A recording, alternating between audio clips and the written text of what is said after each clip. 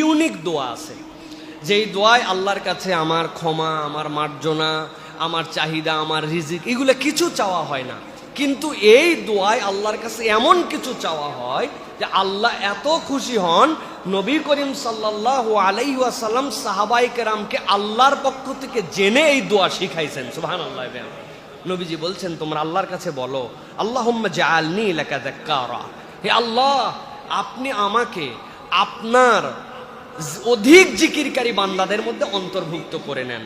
লাকা শাক্কারা, আল্লাহ কেবল শুকরিয়াকারী নয়, যে অনেক শুকরিয়া করে আপনার সন্তুষ্ট হয়ে গেছে তার মধ্যে অন্তর্ভুক্ত করে নেন।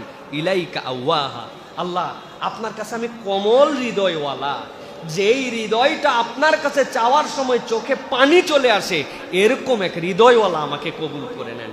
ইলাইকা মুনিবা লাকা মুখবিতা ইলাইকা আওয়াহা মুনিবা, আল্লাহ আপনি আপনার কাছে ফেরার মতো ফেরা, আল্লাহ আপনার কাছে কান্নাকাটি হৃদয়ওয়ালা, আপনার কাছে এমন দিল নিয়ে ফেরা যেই দিলটা আপনার কাছে বিনয়ী হয়ে যায়, এরকম একটা দিলওয়ালা বান্দা হিসাবে কবুল করে নেন। সুবহানাল্লাহ বলেন।